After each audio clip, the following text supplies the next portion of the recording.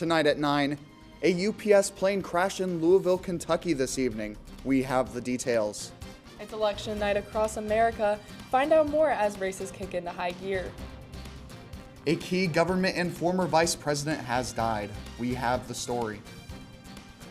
Police have made arrests in a case involving Harvard University. Hear more about the investigation. I'm tracking heavy winds. NewsLink Indiana starts now.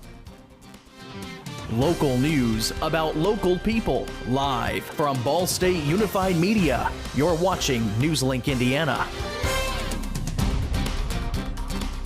Good evening, and thank you for joining us tonight. I'm Peyton Mucker. And I'm Allison Branicki. A UPS plane crashed in Louisville, Kentucky this evening. This was the scene near the Louisville Muhammad Ali International Airport. Video shows a massive plume of black smoke rising not far from the tarmac. The Federal Aviation Administration says the MD-11 plane crashed shortly after takeoff on a flight bound for Honolulu. Police say injuries have been reported and a shelter-in-place was issued for all areas within 5 miles of the airport. A statement from UPS said 3 crew members were on board, but did not confirm any injuries or casualties. Louisville's Muhammad Ali Airport serves as the worldwide air hub for UPS. It's election day in several states today, and the results could reveal how voters feel about the direction the country is heading. The mayor's race in New York City is one of the key contests. Democratic primary winner Zohran Mamdani is facing off against former New York Governor Andrew Cuomo, who is running as an independent, and Republican Curtis Sliwa. Along with that, Democrat Abigail Spanberger is up 10 points on Republican Winsome Earl Sears in a race for governor of Virginia. Spanberger is set to make history as the state's first female governor. Other elections today include redistricting vote in California and a tight race for governor in New Jersey. Today marks day 35 of the federal government shutdown. That ties the record for the longest ever shutdown in United States history. This afternoon, the Senate failed the 14th vote on the GOP's attempted stopgap plan to reopen the government, and neither side expects substantial progress in the coming days. Healthcare funding remains the biggest hurdle for both parties. Sources tell CNN that Democrats are considering whether to accept a standalone vote to extend Affordable Care Act subsidies that are expiring. But there is no guarantee it would pass the Senate as the shutdown continues. Former Republican Vice President Dick Cheney, who served alongside President George W. Bush, has died at the age of 84. According to a statement from his family, Cheney passed away Monday night while surrounded by his family members.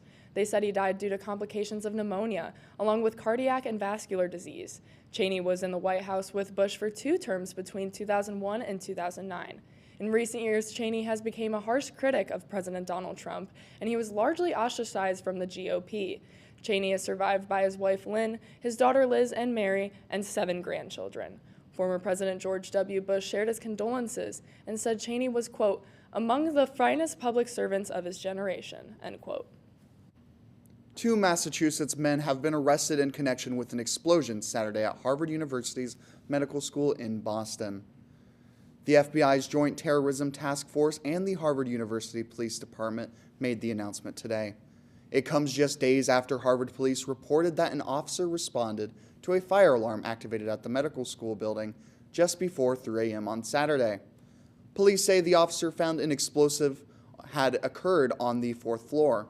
Police released surveillance footage that showed 2 masked people running away from the building.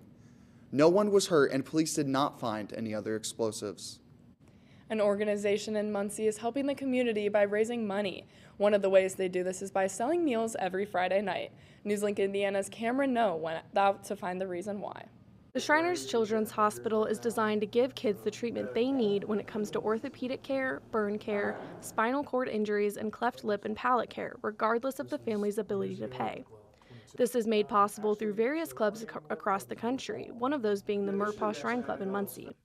The president, Roy Davis, has been involved since 2013 and has continued to volunteer his time. We don't even know these individuals when they come out here and talk to us, and it's hard for them to tell the stories and they break down. It's hard for us to hear them ourselves.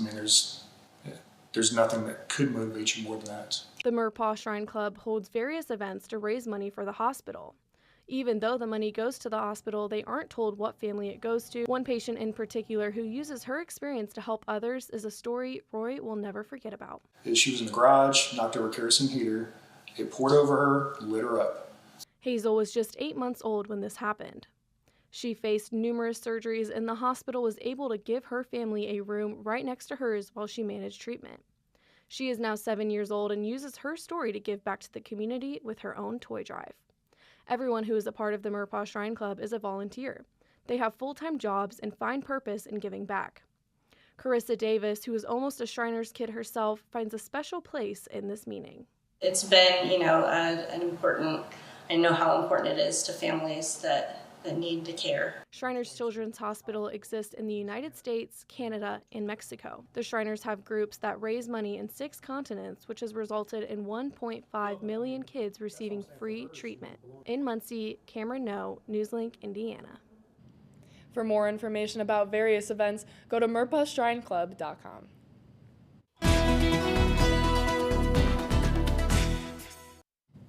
You know, Allison, I don't really know how you feel about it, but last week I found myself really zipping up more of my winter coats, but this week I haven't been really way been. warmer. Exactly. I have not been needing to put that coat on, and for a while I was kind of worried about a super cold Halloween, but it warmed up pretty well. It definitely has, and I know in previous years we've had even snow on Halloween, so I know. It's been great to experience some warm weather in November.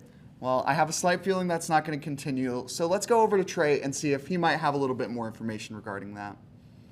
Thank you, Peyton. Looking at our weather right now, it's 55 degrees now in Muncie, 53 degrees both in Lafayette and Indianapolis. Down south, we have 58 degrees in Terre Haute, with it being 57 degrees down in Evansville. Now, looking at the next 12 hours, it is consistently going to be in the low 50s, with it being 51 degrees starting at 12 a.m., reaching into 6 a.m., with it being 50 degrees, and then from there, it'll consistently be rising up. Now, what I'm tracking now is cloudy conditions, heavier winds, and Friday showers. Coming up, one Muncie toy store is bringing toys and hobbies to every generation. And Netflix has picked up an iconic show. Find out more about the new series.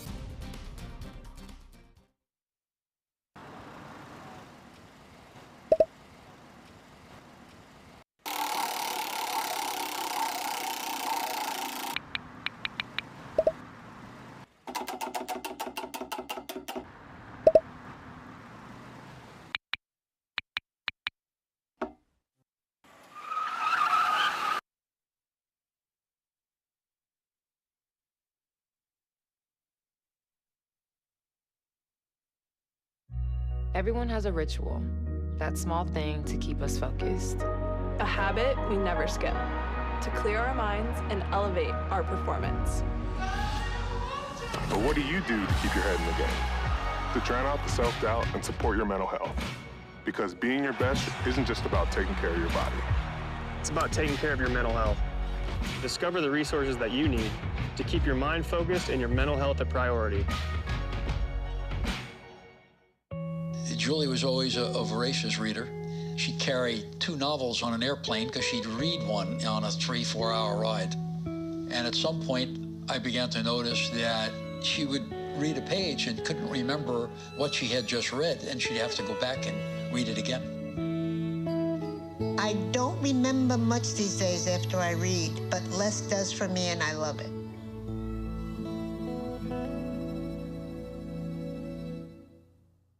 Whether it's our stories, the warmth of our laugh, or our family's secret sauce, we all bring something different to the table. So make some space. The power of connection is waiting right outside your comfort zone. Learn how you can help strengthen your community at belongingbeginswithus.org/teamup. Welcome back. In the heart of Muncie, this toy store is bringing back playtime for every generation. NewsLink Indiana's Noah Lida stopped by to learn more. Toys Forever Models and Hobbies was created in 2007 by Brandon Mundell after graduating from Ball State University's entrepreneurial program. His goal was to bring playtime back to the community. The variety is just so amazingly big that it's hard for us to communicate that to people. So, yeah, so really, it's come and experience it and let's see, because we have something for you. You just may not know it yet. However, this isn't just your average toy store. After a few years, Brandon's brother Kyle joined the team. While Kyle gets to work alongside his brother, he also gets to give that happiness back to the community. The work here at the hobby shop, there's a certain fulfillment with working with your hands and being able to, fix things and feel the fulfillment of knowing, like you brought something kind of back to life, and get that joy out of people. Although toys are mostly advertised to children, this brother duo is trying to change that and let everybody know that it's okay to play. In fact, that's their goal, to get every generation interested in toys again. Come in here and play games and things. They have a much more fluid ability to understand and that creativity and that imagination. And part of the toy store is reawakening that in people who are a little bit older or have gotten kind of more set in their ways.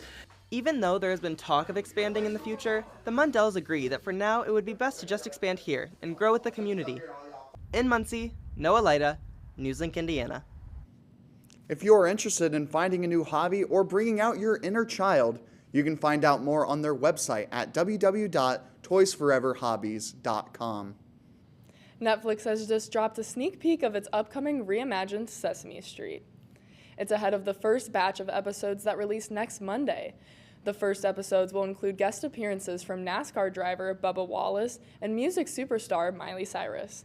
Officially, this is Sesame Street's 56th season overall, but it's the first on Netflix. Netflix says the new episodes will be available in more than 30 languages. Those episodes will release the same day on PBS stations, the PBS Kids channel, and across PBS Kids digital platforms in the United States. The full moon is as close as it can be to Earth this week, marking the closest supermoon of 2025. Supermoons hang low and appear big and bright on the horizon, especially just after sunset. The moon will reach peak fullness at 8:19 tomorrow morning. November's supermoon marks a time when some of the first snow appears in northern parts of the United States and Canada. In case you missed this one, the next supermoon arrives in exactly 1 month on December 4th. Coca-Cola is rolling out a special treat for the holidays. It's called Coca-Cola Holiday Creamy Vanilla. It's the first limited edition holiday flavor for Coca-Cola in 5 years. The Atlanta-based beverage company says the drink is infused with, quote, smooth, creamy vanilla flavors that capture the joy of the season, end quote. This limited time edition drink is available in full and zero sugar versions. It's available at stores nationwide and online at coca-cola.com. People magazine has named actor Jonathan Bailey as the sexiest man alive. The Wicked and Bridgerton star is likely the first publicly out gay person to receive the award. There is no money prize, Bailey told Jimmy Fallon, quote, it's the honor of a lifetime, end quote. This is the 40th edition of People's Sexiest Man Alive. The first honor was given back to Mel Gibson back in 1985.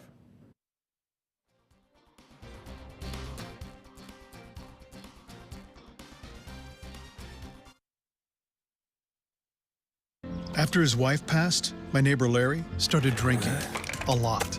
He was in distress and acting out. He had guns around, and I didn't want anything bad to happen. I pressed pause. Our local authorities filed a firearm restraining order to temporarily remove the guns. It gave Larry the time he needed to get help.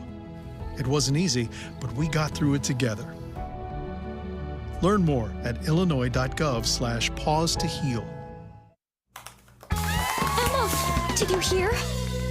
Todd's in the hospital. Who's Todd? He got a collapsed lung from vaping. He thought it was cool. Not cool. Promise you won't vape, Emma. It can lead to a lifelong addiction, and we can't be friends if your lungs collapse. Bogus. Wacky sitcom teens aren't the best people to talk to your kid about vaping. Hey, you got a minute? You are. Start the conversation with your child about vaping today. Be right there. Wait. Use the shovel and bucket of water, remember? Drown, stir, drown, feel. Then make sure it's cool. Where'd you learn that? SmokeyBear.com. Brushed up on some tips before we left. Don't want to start a wildfire, right? Only you can prevent wildfires.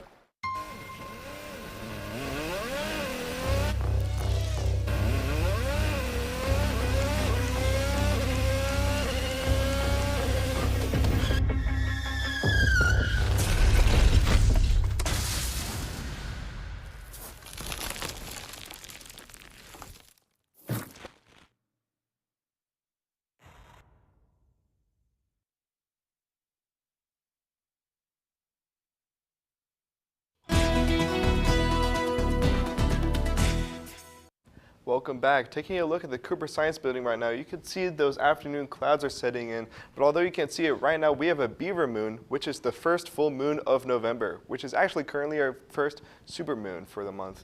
But looking at our current temperatures right now, it's 55 degrees in Muncie. Up north, it's 52 degrees in Kokomo, with it being 53 in Lafayette, with it also being 53 down in Indianapolis and Shelbyville. And then over on the west side, we can see 57 degrees down in Bloomington. Now looking closer at the Muncie area, you can see 55 degrees in Muncie still. Over on the east side, 53 degrees in Portland, with it being 55 in Richmond, and then 45 in Richmond, with it being 55 in Portland. Up north, it is 51 in Marion and 53 in Anderson. Now, over the next 12 hours, it is consistently in the low to mid 50s, with it being 51 degrees starting at 1 a.m., and it'll be 51 consistently until 6 a.m., where it'll reach 50 degrees, and it'll be continually going up after that. And then tonight, it is clear with it being 51 degrees. The wind is blowing south 11 miles per hour. Now, looking at tomorrow at 8 a.m., it's going to be 53 degrees. The wind is going to be picking up with it being 15 miles per hour, blowing southwest. 12 p.m., those clouds are going to be coming in with it being 65 degrees. Wind will be picking up to 20 miles per hour and then settling back down around 5 p.m. The clouds will be nice and clear, and it'll be 59 degrees with the winds back at 15 miles per hour.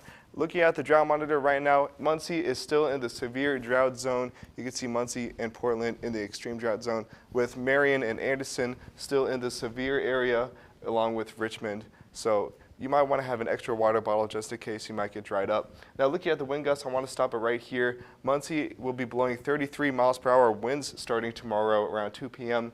Up north, Marion will be blowing 32 miles per hour. Portland, 34 miles per hour, and the highest is Winchester, with it being 36 miles per hour.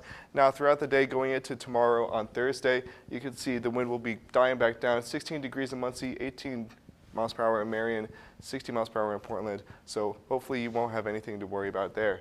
Now looking at the 6 to 10 day temperature outlook, we're still in the below average range, so we're getting into those cool weathers right now with the rest of the states here, and we're out of the above average range, so thankfully we will be sitting in those chillier weathers. Now looking at the 7-day forecast, on Wednesday through Friday we'll be in the mid to low 60s. Friday we'll have 70% chance of rain. That will continue going through Sunday, and the weather will be dropping on Sunday with it being a 60% chance, with it being 41 degrees, and it'll continue becoming closer and more down throughout the week. Monday will be the coldest, with it being 37 degrees, and it'll stay chilly until Tuesday with it being 45 degrees. Now, I don't know about you guys, but these cold weathers are really going to start getting to me. I've been bundled up and I've been ready for this to happen now that it's November and it's getting close to that Christmas time. It was crazy to hear that wind. Oh my goodness, it's really picking up. Not only that, but you got me so excited with that 67, 65 degree range. And then Monday we're hitting it with the, what was it, like 37? Yeah. Sorry to crush your spirit, but I know, but I mean, hey, we're going into winter. That's something to look forward to. At least it's that holiday spirit, you know. Santa might be coming soon. You might want to get bundled up for that. Yes. Well, thank you so much, Trey. There's lots more to get to on NewsLink Indiana. Joe Sawicki has a preview of sports. Thanks, Peyton and Allison. Ball State football prepares for midweek action, while today's trade deadline shook up the NFL. All this and more next in sports. Everyone has a ritual, that small thing we do to keep us focused. But what do you do to keep your head in the game? To drown out the self-doubt and support your mental health.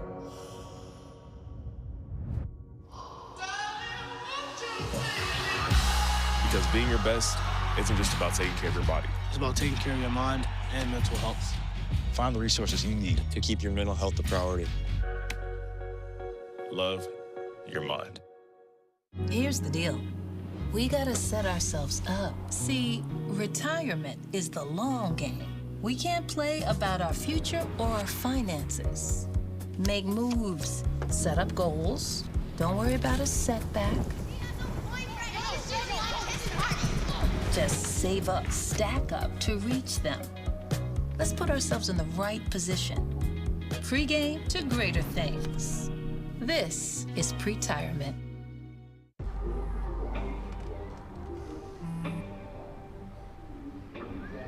I don't know why you're so sad. You've got a roof over your head. You gotta stop with that depressing stuff. You all right? It just feels like it's coming from everywhere. Do you want to talk about it? You can talk to me if you're feeling sad. Whenever you need to talk, I'm here, okay? I don't think that many kids in my son's school even do it. He makes fun of his friend who vapes. He would never try it. She's into soccer. She's on the honor roll. She's just not the type. No way. No way. No way. No way, my kid would never vape. Get your head out of the cloud. Today, nearly 8,000 kids will start vaping. Maybe even yours. Learn about the dangers at talkaboutvaping.org. Welcome back to NewsLink India. I'm Joe Sawicki with sports. Ball State women's basketball tipped off their season on the right note last night. The Cardinals traveled down to Arkansas State to take on the Red Wolves in the first rendition of this season's MAC Sun Belt Challenge. A tight contest would see the Cards come out on top, 68-66, with Grace Kingree's 15 points leading the scoring for Ball State. The reigning MAC champions will travel to IU Indy on Sunday for their next matchup. Keeping it on the hardwood, the Ball State men's basketball team would claim another MAC Sun Belt Challenge win as they played host to the Louisiana Ragin' Cajuns. Since the inception of this friendly competition, the Cards are undefeated at home against Sun Belt opponents. And with last night's 75-64 win, the Ragin' Cajuns joined that list. Ball State was led by Davion Hill's 16 points and 8 rebounds as the Cards shot over 50% from the field. The Cardinals will stay in Worthen for their next game against Mansfield on Friday. Taking things to Schumann Stadium, the Ball State Cardinals will take on the Kent State Golden Flashes in football action tomorrow night.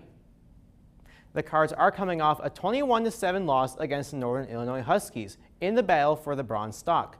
Last time these two squads faced off, it was Ball State squeaking out the win 37-35 last year at Dick Stadium in Kent. The Cards are led by senior quarterback Kyle Kelly, who sits at just 1 yard shy of 1,400 all-purpose yards on the season. With a record of 2-2 in conference play this year, the Cards will look to stay above 500 against the Golden Flashes. Fans can catch the game tomorrow night at Schumann Stadium or on ESPN at 7 p.m. Eastern Time. Staying on the gridiron, today was the day for the deadline in the NFL. The trade deadline serves as the last day for NFL teams to make trades before the end of the season. The biggest news is the Jets' decision to send their two-time All-Pro cornerback, Sauce Gardner, to Indianapolis. In return, the Jets acquired 2 first-round picks in 2026 and 2027 and receiver Adonai Mitchell. A couple hours later, the New York Jets also agreed to a deal with the Dallas Cowboys.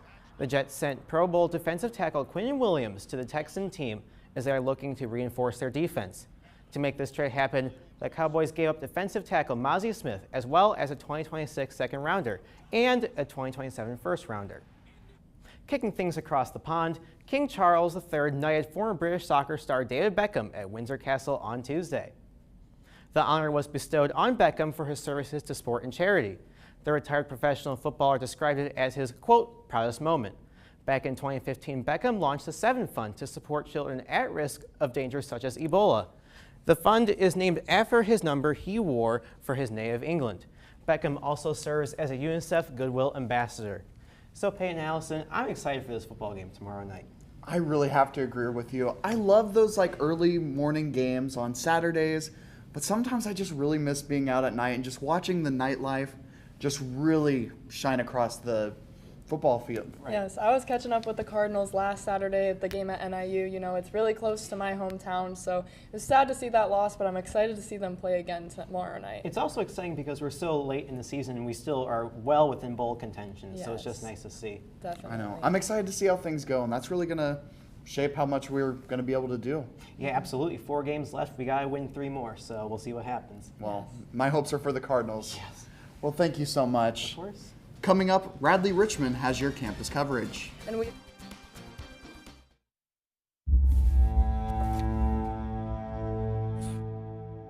My son, Ricky, took his life by the use of a firearm. It broke me in ways that I never knew that I could be broken. And I contemplated suicide. I still own my firearm. I keep it in a safe because I want to keep my grandson and myself safe. Store your gun securely, locked, unloaded, and away from ammo. Mom was always organized, but she started forgetting to pay her bills on time. And she'd buy the same gifts over and over. Telling the girls about my Alzheimer's diagnosis was really hard. At first we had our cries, but then we were like, okay, let's make a plan. Early detection gave us time to adapt together. It's so important for you to think about what you can do and making the most of what you have. If you or your family are noticing changes, it could be Alzheimer's. Talk about seeing a doctor together. How do you know when you've made the right decision? It's the feeling you get in your gut. The one that tells you what's right or wrong. It's the one that says, sure, I can have a drink. Or the feeling that says, okay, I've been drinking. Now what? It's the voice inside you that says, I'm buzzed. Better leave the car when it's time to go. Plan ahead. Catch a sober ride. Buzz driving is drunk driving.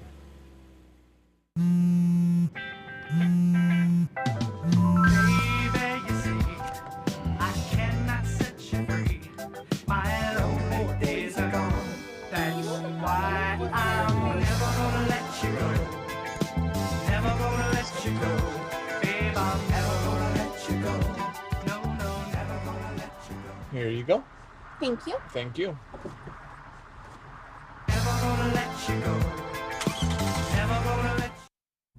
Welcome back. My name is Radley Richmond, and this is your campus coverage.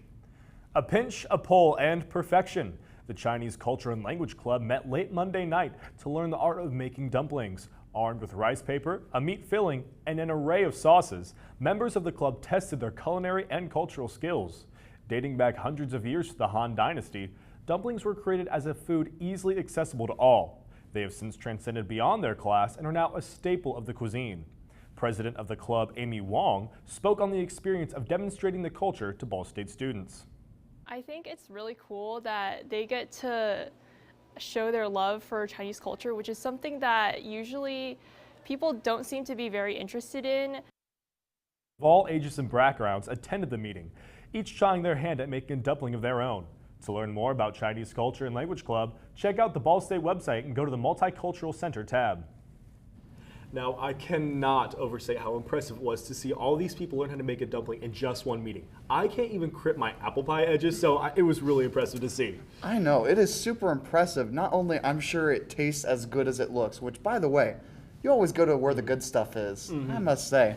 Yeah, no, this is your second one with food. It keeps making me hungry every single time you go to these clubs. Wow. I'm a person mostly driven by food.